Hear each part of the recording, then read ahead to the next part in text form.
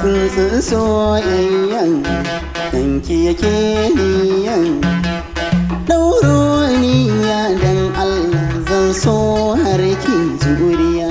Bara fa ka ji al'adar farar kujera. In har ka kasa akwai tara da farar kujera take cin ka. Za a tara ni. A me kyau ma. Ne tara ba. Akwai tara da farar kujera ta cika daga aljun ka ta fito. To shine al'adar farar kujera. Sun kyauta ta miki sun ba ki ta haƙi ni za na yi wani ba jinjina ne miki kai na rike na ba